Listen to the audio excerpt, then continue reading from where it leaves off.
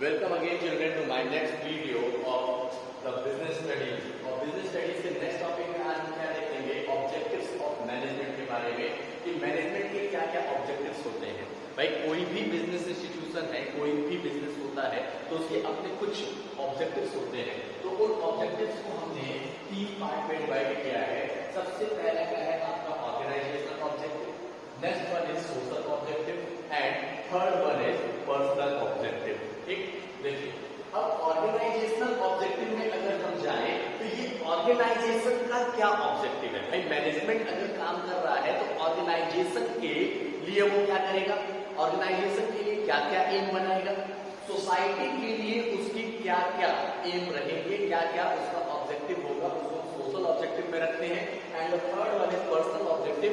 Personally आप अपने लिए किस तरह का एम बना करके चलते हैं, पर्सनली आप अपने लिए कौन सा ऑब्जेक्टिव डिसाइड करते हैं, ये किसमें आता है, आपका पर्सनल ऑब्जेक्टिव में आता है ना।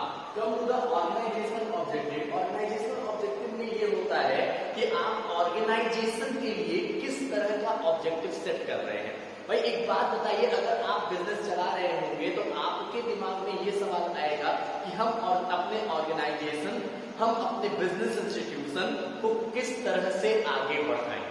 ठीक है भाई, उसका हम क्या चाहेंगे, उसमें ज्यादा से ज्यादा प्रॉफिट हो, उसमें ग्रोथ हो, उसमें लोगों को ज्यादा से ज्यादा हम एफिशिएंटली और इफेक्टिवली यूज कर सकें। मीन्स ऑर्गेनाइजेशन का ऑब्जेक्टिव जो होता है मेन वो होता है इकोनॉमिक प्रॉफिट। क्या होता है भाई, इकोनॉमिक प्रॉफिट होता है। मतलब इसका ये है कि अगर आप इकोनॉमिक प्रॉफिट कर रहे हैं, अगर आप प्रॉफिट कर रहे हैं तो फिर बिजनेस तो ग्रोथ करेगा, अदरवाइज बिजनेस की ग्रोथ करने का कोई मतलब नहीं हो रहा है। ठीक है, तो यहाँ पर बिजनेस के ऑर्गेनाइजेशनल ऑब्जेक्टिव में फर्स्ट वन है आपका सर्वाइवल। सर्वाइवल का मतलब ये होता है कि जब बिजनेस उतना रेवेन्यू पा रहा हो जो उसके कॉस्ट से ज्यादा या जो उसका कॉस्ट हो। भाई अगर बिजनेस ने सोचा कि हम 100 रुपए लगा रहे हैं और 110 रुपए हमें मिले, ठीक है, तो मतलब कि वो लगातार सर्वाइव करता रहेगा। लेकिन अगर बिजनेस ने 100 रुपए लगाया पहली बार और 90 रुपए मिला, फिर दूसरी बार अपने पास से 110 लगा के 100 लगाया फिर मिला 80। मीन्स बिजनेस के पास वो रेवेन्यू नहीं आ रहा है जो उसका कॉस्ट है। मतलब जो उसका कॉस्ट है उतना रेवेन्यू नहीं आ रहा है। जब उतना रेवेन्यू नहीं आएगा तब फिर बिजनेस का सर्वाइव नहीं कर पाएगा।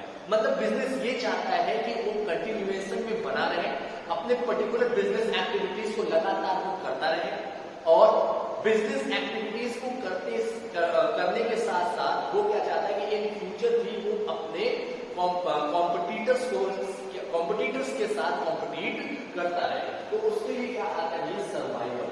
बिजनेस का मेन ऑब्जेक्टिव, मैनेजमेंट का मेन ऑब्जेक्टिव ये होता है कि अपने ऑर्गेनाइजेशन को सर्वाइवल के स्टेज में लगातार बनाए रखना। ठीक है, अच्छा, सर्वाइवल प्लस प्रॉफिट। प्रॉफिट अगर है बिजनेस में तो फिर आप क्या कर सकते हैं, बिजनेस का एक्सपेंशन कर सकते हैं और बिजनेस का ग्रोथ कर सकते हैं, बिजनेस को प्रॉस्पेरस बना सकते हैं। दैट मींस यहाँ पर क्या है आपका प्रॉफिट। प्रॉफिट होता क्या, profit is the reward for taking risk. भाई आप एक बिजनेस कर रहे हैं, उसमें आपने जो रिस्क लिया हुआ है उस रिस्क को लेने के लिए आपने क्या दिया है, रिवॉर्ड पाया है एज अ प्रॉफिट। क्या पाया भाई, रिवॉर्ड एज अ प्रॉफिट के नाम से प्रॉफिट। ठीक है, अब देखिए तीसरा क्या है, ग्रोथ। आप क्या कर रहे हैं, बिजनेस का अगर ग्रोथ करेंगे, हमारा ऑब्जेक्टिव क्या है, ऑब्जेक्टिव है सर्वाइवल, ऑब्जेक्टिव है प्रॉफिट और ऑब्जेक्टिव है प्रॉफिट कमाने के बाद उस प्रॉफिट को लेकर के भाग मत जाइए, घर मत निकल लीजिए, उसको क्या करिए आप ग्रोथ में लगाइए, एक्सपेंशन में लगाइए। ठीक है, बिजनेस जितना एक्सपेंड करेगा उतना ज्यादा आपका प्रॉफिट भी बढ़ेगा, उतना ज्यादा आपका गुडविल भी बढ़ेगा। दैट मीन्स एक्सपेंशन जो होता है वो बेहद इंपॉर्टेंट पॉइंट माना जाता है किसके लिए, ऑर्गेनाइजेशन के ऑब्जेक्टिव में। ठीक है, तो बिजनेस आपका कब ग्रोथ करेगा, जब आप प्रॉफिट करेंगे, और प्रॉफिट कब करेंगे, जब आप सर्वाइवल के स्टेज में रहेंगे। तो ऑर्गेनाइजेशन का ऑब्जेक्टिव क्या होता है कि सर्वाइवल करता रहे ऑर्गेनाइजेशन उनका, उसके साथ साथ प्रॉफिट भी हो बिजनेस में और उसके साथ क्या ग्रोथ होना चाहिए बिजनेस का, तब तो आप अपने बिजनेस का एम फुलफिल कर पा रहे हैं, अदरवाइज बिजनेस का एम फुलफिल नहीं। ठीक है, चलिए नेक्स्ट सोशल ऑब्जेक्टिव में आए तो सोसाइटी के लिए हमारे कुछ ऑब्लिगेशंस होते हैं, उन ऑब्लिगेशंस को हमें फुलफिल करना होता है। जिसको हम सोशल ऑब्जेक्टिव में लेकर के आते हैं। सोसाइटी के लिए भी बिजनेस का अपना पर्टिकुलर ऑब्लिगेशन। सर हम क्यों जिम्मेदार बने सोसाइटी के लिए? मेरे मन में ये सवाल आना चाहिए कि भाई हम सोसाइटी के लिए जिम्मेदार क्यों बने? हम सोसाइटी के लिए जिम्मेदार इसलिए बनेंगे क्योंकि हम सोसाइटी के रिसोर्सेज का यूज कर रहे हैं जिसके लिए हम पे नहीं करते हैं। कौन से रिसोर्सेज ऐसे हैं सर? जैसे कि एयर, जैसे कि वाटर, ठीक है, चलिए वाटर टैक्स देते हैं लेकिन एयर टैक्स तो नहीं देते होंगे ना भाई। आप जहां पर बिजनेस कर रहे हैं उसकी वजह से इन्वायरमेंट को भी क्या हो रहा है, नुकसान हो रहा है ना। तो आपको जो इन्वायरमेंट को नुकसान होता है उसके लिए आपने अपनी तरफ से क्या किया? तो देखिए यहाँ पर क्या है, सोशल ऑब्जेक्टिव में generation of employment, employment generate करना। मैनेजमेंट का ऑब्जेक्टिव होता है generation of employment in social objective. Social objective में हमें क्या करना होगा, एम्प्लॉयमेंट जनरेट करना। भाई आप अगर एम्प्लॉयमेंट जनरेट कर रहे हैं देन सोसाइटी में क्या हो रहा है, सभी लगभग लोगों के पास एम्प्लॉयमेंट जा रहा है, उनके पास इनकम हो रही है and they are living their life, वो अपने लाइफ को जी रहे हैं। तो ये किसमें आता है भाई, आपका जनरेशन ऑफ एम्प्लॉयमेंट में आता है ना। When you will come to the next that is protection of environment. ये बेहद इंपॉर्टेंट टॉपिक है आपका सोसाइटी के लिए। आपका क्या है, प्रोटेक्शन ऑफ एनवायरनमेंट, एनवायरनमेंट को प्रोटेक्ट करना। अगर आप एनवायरनमेंट को प्रोटेक्ट नहीं कर रहे हैं, एनवायरनमेंट को पॉल्यूट करते जा रहे हैं, दैट इज वाटर पोल्यूशन हो गया, एयर पोल्यूशन हो गया, नॉइज पोल्यूशन हो गया, इस तरह के पोल्यूशन से क्या होगा, सोसाइटी में लोग अनहेल्दी होंगे, आपका ह्यूमन रिसोर्स क्या होगा, डिक्लाइन होगा। ठीक है, तो यहाँ पर बिजनेस के लिए अगर आप देखें गवर्नमेंट ने भी, हाईकोर्ट ने भी, सॉरी सुप्रीम कोर्ट ने भी आपका क्या दे दिया, ऑर्डर दे दिया कि हर कॉर्पोरेट यूनिट अपना क्या करेगा, CSR मेंटेन करेगा, जिसको हम लोग क्या कहते हैं, कॉर्पोरेट सोशल रिस्पॉन्सिबिलिटी। क्या कहते हैं, कॉर्पोरेट सोशल रिस्पॉन्सिबिलिटी कहा जाता है। मीन ये जो CSR है वो आप अपने प्रॉफिट का 2% निकालेंगे और उस 2% को किस पर खर्च करेंगे, सोसाइटी के डेवलपमेंट पर खर्च करेंगे। किस पर खर्च करेंगे भाई, सोसाइटी के डेवलपमेंट पर खर्च करेंगे। Next, amenities to employ, those employees who are working in your organisation, if you are not giving basic amenities to them. भाई बेसिक एमिनिटीज में क्या, उनके बच्चों की स्कूल की फीस, उनको घर दे दिया और क्या, उनको जो है इलेक्ट्रिसिटी प्रोवाइड किया, उनको जो है बढ़िया पार्क प्रोवाइड किया। तो ये क्या है, सोसाइटी को हेल्दी बनाना। और सोसाइटी के लिए आप अपने बिजनेस से जो एनवायरनमेंट को नुकसान हो रहा है उस ऑब्लिगेशन को भी आप फुलफिल कर सकते हैं। अच्छा, आपका भी मेन एम ये होना चाहिए कि हम जो भी सोसाइटी को प्रोडक्ट प्रोवाइड कर रहे हैं वो क्वालिटी प्रोडक्ट होना चाहिए और लो कॉस्ट पर होना चाहिए। ये नहीं कि हम बस बिजनेस हमारा चल रहा है, सोसाइटी जाएगी बाहर में, सोसाइटी निकल जाए, सोसाइटी का कोई मतलब नहीं हमें, हम बस खाली प्रोडक्ट बेचेंगे, ज्यादा से ज्यादा प्रॉफिट कमाएंगे। थिंक अबाउट इट, अगर जिस दिन सोसाइटी को आप क्वालिटी प्रोडक्ट अगर आप नहीं प्रोवाइड कर रहे हैं और जिस दिन सोसाइटी के लोग ज्यादा से ज्यादा क्या हो जाएंगे, निकल स्वर्गवासी हो गए, आप किसको सामान बेचेंगे? ठीक है, तो फिर यहाँ पर बिजनेस का सोशल ऑब्जेक्टिव होता है supply of quality product at fair prices. Prices भी आपके फेयर होने चाहिए। ये नहीं कि आप जो है 10 रुपए का प्रोडक्ट 100 रुपए में बेच रहे हैं। तो ये सोसाइटी के लिए क्या है, आपके ऑब्लिगेशन है, सोसाइटी में सब लोग साथ चले हमारे। ठीक है, next, avoidance of anti social and unfair trade practices. मतलब कि सोसाइटी में अगर आपने सोसाइटी का फायदा करवाना चाहते हो तो इस तरह के प्रोडक्ट मत बनाइए जो क्या है, सोसाइटी के लिए नुकसानदायक हो। मतलब कि ये क्या है, आपका anti social product. Anti social product में भी इस तरह के प्रोडक्ट बन रहे हैं जिससे सोसाइटी में क्या हो कि लोगों के बीच में दंगे फसाद होना चालू हो जाए। तो इस तरह के भी प्रोडक्ट आपको नहीं बनाने हैं। Next, and A unfair trade practices, you will also fulfill your obligation by avoiding unfair trade practices. You will not, मतलब कि यहाँ पर क्या है, आप इस तरह के कंपटीशन को ना करें जिसमें ज्यादा से ज्यादा लोग आपके प्रोडक्ट की वजह से मार्केट से बाहर हो गए। ये अनफेयर ट्रेड प्रैक्टिसेस हैं।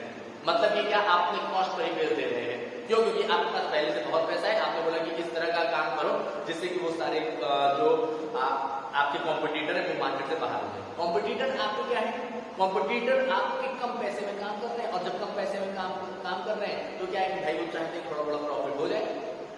कि आप बहुत रईस इंसान है और आपने एक ऐसा कंपनी आना बोला कि इससे आपको कोई प्रॉफिट नहीं चाहिए, सिर्फ कॉस्ट पे बेचो, तो वो कॉम्पिटिटर बेचारे मार्केट से बाहर हो जाएंगे।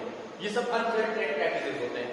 वे आपको पूरे एनवायरमेंट में जितनी भी चीजें, चाहे वो प्लांट ह्यूमन रिसोर्स हो, चाहे वो प्लांट हो, चाहे वो आपका एयर हो, चाहे वो वाटर हो, आपको सबका ख्याल रखना पड़ता है।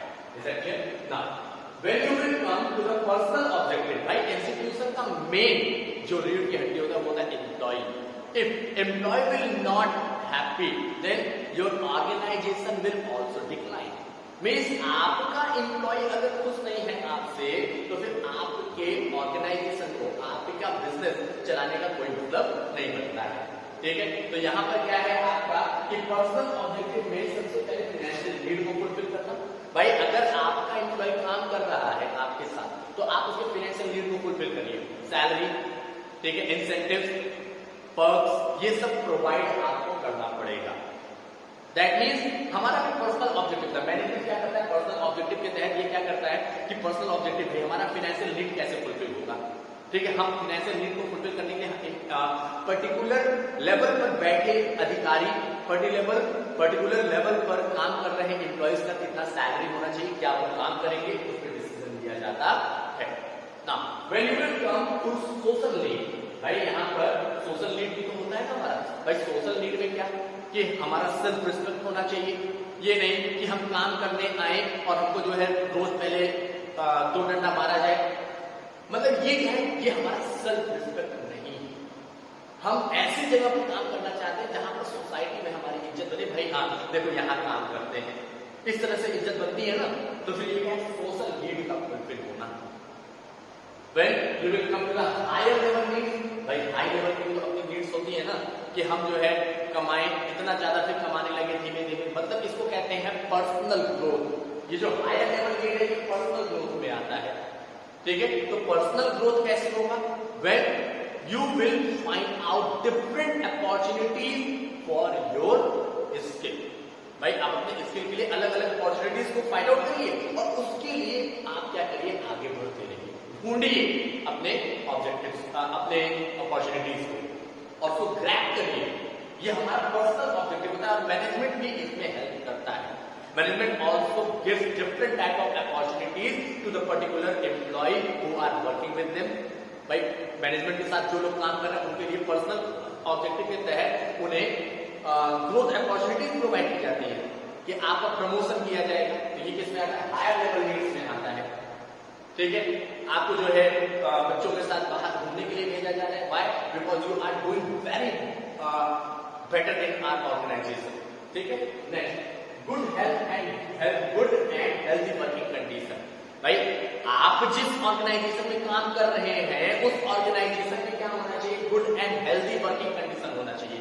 ये नहीं है आप यहाँ काम कर रहे हैं, हेल्दी कंडीशन है नहीं, चारों तरफ एकदम गंदगी भरी पड़ी हुई है और आप उसमें काम करें, पता चला 10 दिन काम करें और बीमार हो गए। तो हमारा पर्सनल ऑब्जेक्टिव ये है कि हम तब तक बेहतर काम करते रहेंगे जब तक हम हेल्दी रहेंगे। And how will healthy, when we will work in the healthy condition, when we will work in a good condition. तो इस गुड कंडीशन के लिए हमें क्या करना, हमारा पर्सनल ऑब्जेक्टिव है, मतलब मैनेजमेंट हमारे पर्सनल ऑब्जेक्टिव के तहत ये डिसाइड करता है कि भाई हमारा जो एम्प्लॉय वो बेहतर तरीके से काम कर सके, इसलिए उसको गुड एनवायरमेंट मिलना चाहिए, हेल्दी एनवायरमेंट मिलना चाहिए। ठीक है, अगर मान लीजिए उसकी तबीयत खराब होती है, शुरू में फर्स्ट एड बॉक्स लगा हुआ है, ठीक है, और क्या है आपका वेटनरी अलग बना हुआ है कि उसमें जाकर के वो आराम कर सके, कभी भी तबीयत खराब हो सकती है। तो इस तरह की हेल्थ कंडीशन की ये ऑब्जेक्टिव से एम कौन फुलफिल करता है, आपका मैनेजमेंट फुलफिल करता है। ठीक है, तो ऑब्जेक्टिव्स ऑफ मैनेजमेंट में ऑर्गेनाइजेशन के लिए अलग ऑब्जेक्टिव डिसाइड किया जाता है, सोसाइटी के लिए अलग ऑब्जेक्टिव डिसाइड होता है और पर्सनल ऑब्जेक्टिव्स हमारे अलग होते हैं। Thank you everyone. एंड अगर आपको किसी भी तरह की कोई डाउट है then you can give a comment in my comment box and if you like my video then give a thumb and subscribe my video. Thank you.